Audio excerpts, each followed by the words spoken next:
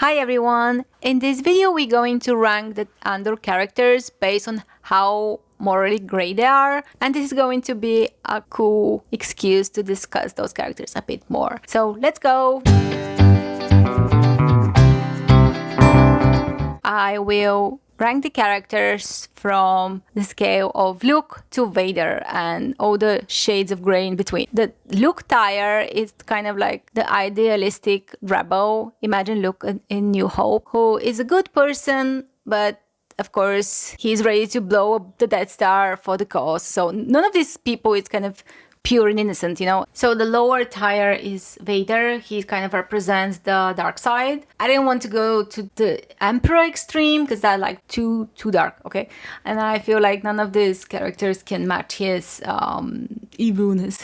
Of course, this video is going to be full of spoilers about Andor, so if you haven't seen it, you can click away and come back later. Of course, you can stay if you don't care about spoilers. So first we have Loni, who is the spy. I think I'll put him somewhere in the middle. Think about it. He is the spy, which means he works for the Empire, which means he was doing a lot of bad things, right? In order for him to be believable in his role, he has to do some extreme things. So maybe I should put him lower. I don't know. He has a family and he just comes across as nicer than some of the other ones. That's why I'm gonna put him in that category. We have Krennic. Shall we put him in the Vader category? It's kind of, I don't think anyone is actually in the Vader category, but let's put Krennic there. He is so glamorous in a way, I don't know, with his cape and his aura and his presence. I really like this character. He deserves to be in the higher tier because I don't think he has mercy for anyone. He will do anything to achieve what he wants. Like, I mean, he's building the Death Star. Let's give the guy some merit for it, okay? So he's going to very dark gray category, almost dark. Is anyone completely dark? I don't know. Oh, Deidre. Is it Deidre or Dedra? I don't know how to say it correctly. I think she goes a little bit less than Krennic. The thing about Dedra is like she was raised into this system, so she's kind of like almost like a victim of the system. Still, she cared about Syril somehow in her own way, which makes her a bit more human. Like, I love when they had the dinner with the mother. You can see that this woman just loves to be in control and she doesn't let anyone to cross boundaries with her. And she's merciless. Like, let's not forget that she was torturing Bix. I mean, she deserves to be in the darker shades of morality, I think. Not a good person. But I also like that her failure was her own ambition. Like, she was so determined to catch Luthen that she kind of ruined everything.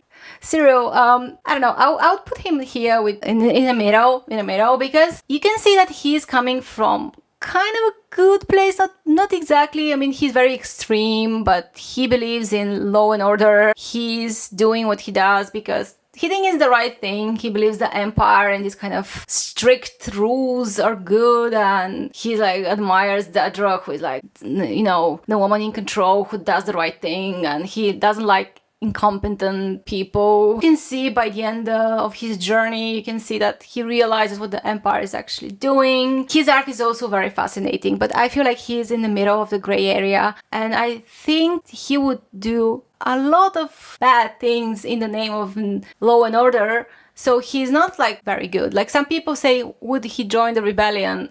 I don't know if he would ever. That would be fun. What if he'll go to the rebellion and then he'll be super annoyed with how disorganized they are? Like, he'll go to Yavin and everybody's arguing and he'll be annoyed at that. I think he prefers a well-structured world. I think he would really admire Darth Vader and his strict control. Maybe not his methods. I don't know.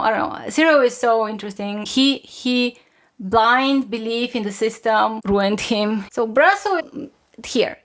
I think look categories, you have to be like young and naive to be there. And Brasso, he's been through a lot. He's just protecting his people and his family and his closer ones. And I think he kind of ended up into this fight almost by chance. He was kind of forced into it. He came across as a good man, unfortunately ended badly. Oh, and then Saw Gerrera. Oh my god. Well, we put him here with Dedra. His motives might be good, like he wants to win against the Empire, but he is very extreme and a little bit crazy, and he's really morally gray. I enjoy his character a lot. And here's Mon's husband, who I will put here in the middle. He appears like he's not doing anything bad, like he's just living his life, but still you live in a world where you see so much injustice happening and you see the system is broken and you prefer to ignore it. You prefer to live your selfish, comfortable life.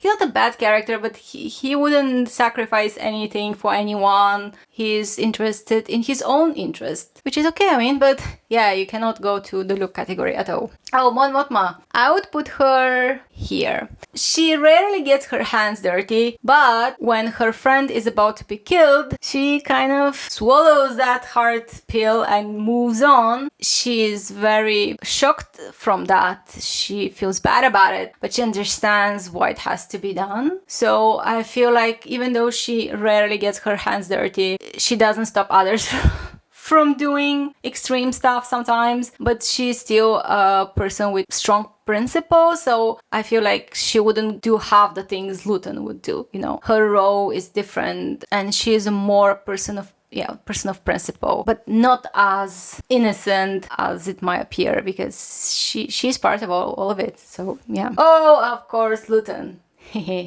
Well, he's not Vader level, but he might be. Do you want me to put... let's put him in that. He is the Vader of the rebellion, okay? Which means he is on the same level of Krennic.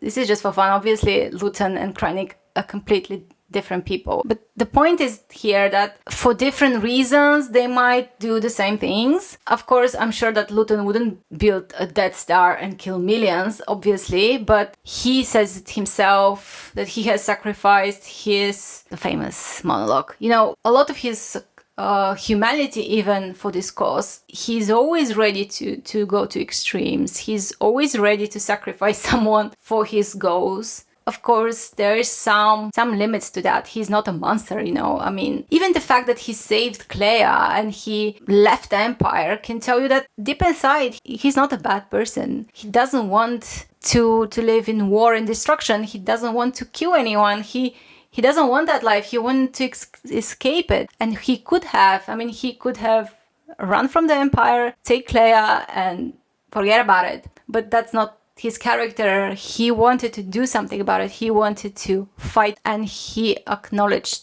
that he has to use some extreme methods for it. So yeah, he's very complex and morally gray. Oh, and here our guy. Now that's our Luke. Okay, Nemik is our Luke, because he's, of course, ready to fight the Empire, like physically, to be there in the fight, but he is the idealistic one. He is the one who believes that the cause, it's just his words inspire others. Like, I think every rebellion needs this idealistic voice that inspires the rest of them, because people need that, you know, especially in the dark times. People need to feel like what they do matters. Oh, this guy. You know, I'm gonna put him here.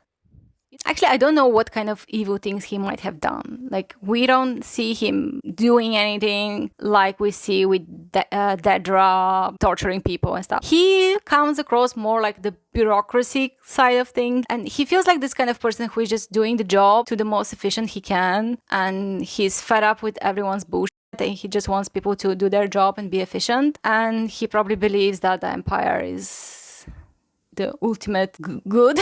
No, I'm joking. Probably he believes that the things he does have to be done, that he believes in the order of the Empire. He maybe admires somehow Palpatine, or he's just like, I don't know. He doesn't come across like very evil, very dark person, very sadistic person. He is not good at all, but it feels more like a person who's doing his job. I don't know how to explain it. He works for the oppressive organization. He's very strict, and he is even a tiny bit cruel. But yeah, I feel like compared to the rest of them. At least we don't see him so much in action to put him lower. So Andor himself, I will put him in the same. His morality is closer to Mon Mothma in the sense that he has certain boundaries to what he is ready to do, but he has done a lot. Yeah, he's more on the gray side than other more idealist people. He's ready to get his hands dirty if that means helping. He has things that he draws a line at. I like when he argues with Luthen, and you can see that he is not ready to do just anything, so. Then Cinta, I think she is kind of like his level. She's ready to do whatever it takes. Actually, I would even put it her lower. I think Cinta would kill more people than Andor. She seems like that. Bail Organa is kind of like same level as Mon Mothma because they're both kind of away from the fight, but still part of it. The Romeo of the Galaxy, I think he's the same level as Cassian. And then Val...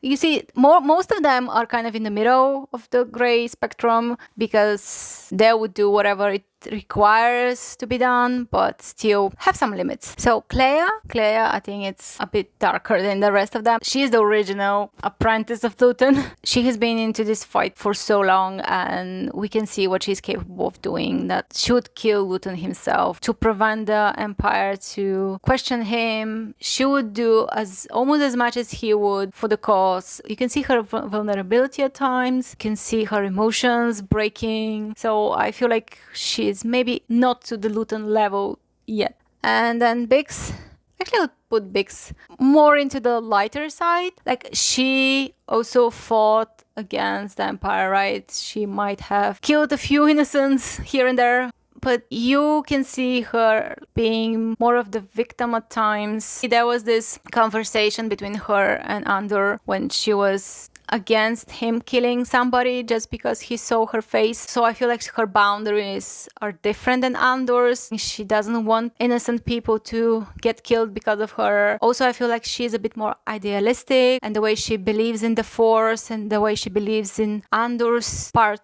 like she believes that Andor has some part to play. Like, her beliefs, her human side comes across more. She feels like a person who would try to save whoever she can, and she would kill somebody only in an extreme situation. Of course she would. I mean, like, she fights, and if anyone attacks her, she can take care of herself, she can fight back. I think that is my list. We have the most of characters are in the middle, and then we have less and less as we go away from the middle, which makes sense. My camera died, so I'm just gonna film the ending of this video on my phone, so the quality is a bit different. But yeah, I wanted to say that I think it's normal that we have more characters in the middle in this kind of rebellion context and less who are going towards extremes. I think the fun part about Andor is that each of these characters, it's really complex, and you can discuss a lot about where on the gray scale they end up, which of their actions is actually justified or not, and it can bring a lot of discussion. So I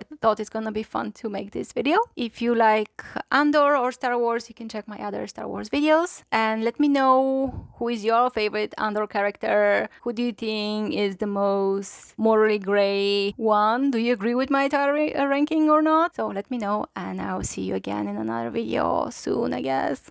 Bye bye, see you next time.